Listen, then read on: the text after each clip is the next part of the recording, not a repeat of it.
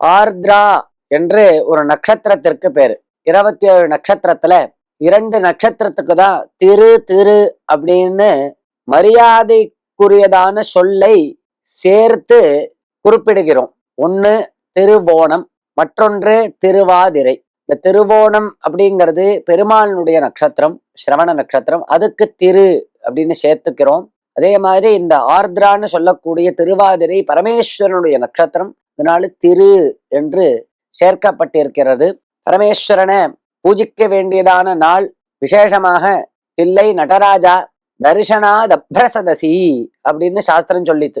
பார்த்த மாத்திரத்தில் முக்தி. நடராஜாவை தரிசனம் பண்ணினாலே முக்தி. எப்பேற்பட்டவனவன் அப்படின்னார் அப்ரசதசி. அப்ரஹா அப்படின்னா ஆகாசத்துக்கு பேர். அப்ரம் அப்படின்னா ஆகாசத்துக்கு பேரு. ஆகாசம் மாதிரி எல்லா இடத்துலயும் வியாபித்திருப்பவன் அந்த நடராஜா.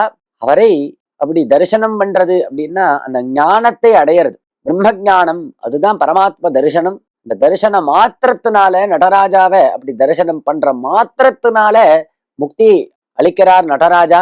நடராஜாவுக்கு அபிஷேகங்கள் வைபவமாக நடைபெறும் இன்றைய தினம். முடிந்த அளவில் நாம் நடராஜாவினுடைய சேவையில ஈடுபடணும். கோவில்ல போய் நெய் விளக்கு ஏத்துறதுக்கு முயற்சிக்கணும். நெய் வாங்கி கொடுக்கணும். கஷ்டங்கள் எல்லாரும் தீர்ந்துரும். நெய் விளக்கு ஏத்தினா அனைத்து கஷ்டங்களும் ஓடியே போயிடும். கோவில்ல போய் திருப்பணிகள் செய்யணும், கூட்டணும், குப்பையெல்லாம் கூட்டணும், வளர்ந்திருக்கிற புல்லெல்லாம் புடுங்கி போடணும். இந்த மாதிரி நாம் சேவை செய்ய முயற்சிக்க வேண்டும். இதுதான் பிரஜைகளுக்கு நாம் செய்யும் சேவை தான் ஈசனின் சேவை அப்படின்னு சொல்லப்பட்டிருக்கு. அப்படி பரமேஸ்வரனை ஆராதிச்சு இந்த ஆர்திரா தரிசனத்தை வைபவமாக நாம் கொண்டாட வேண்டும் அப்படின்னு தெரிவிக்கிறோம்.